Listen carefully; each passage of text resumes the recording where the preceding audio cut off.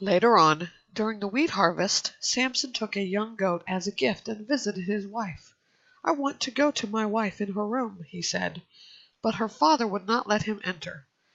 "I was sure you hated her," her father said, "so I gave her to one of the men who accompanied you. Isn't her younger sister more beautiful than she is? Why not take her instead?" Samson said to them, "This time I won't be responsible when I harm the Philistines." So he went out and caught 300 foxes. He took torches and turned the foxes tail to tail and put a torch between each pair of tails. Then he ignited the torches and released the foxes into the standing grain of the Philistines.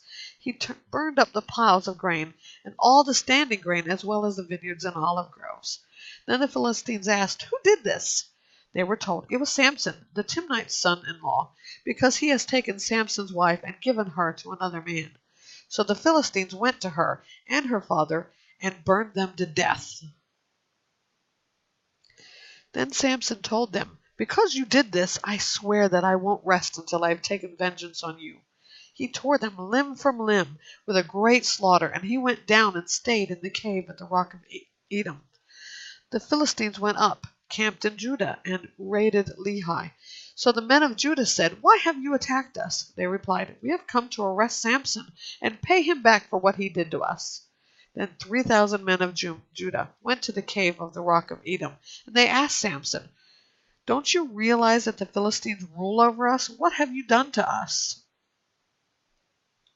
"I have done to them what they did to me," he answered. They said to him, "We've come to arrest you and hand you over to the Philistines."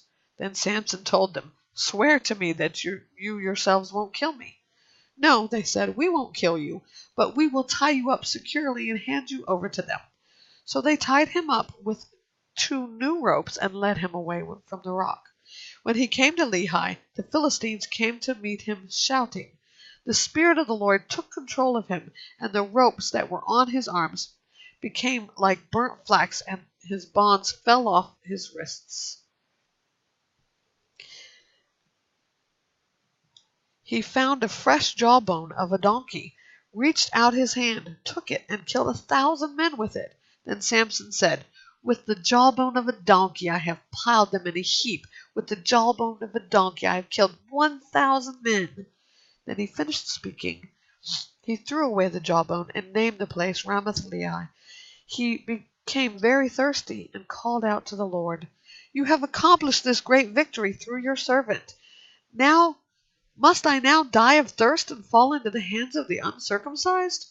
So God spit a hollow place into the ground at Lehi, and water came out of it. After Samson drank, his strength returned, and he revived. That is why he named it En-Hakkore, which is in Lehi to this day, and he judged Israel 20 years in the days of the Philistines.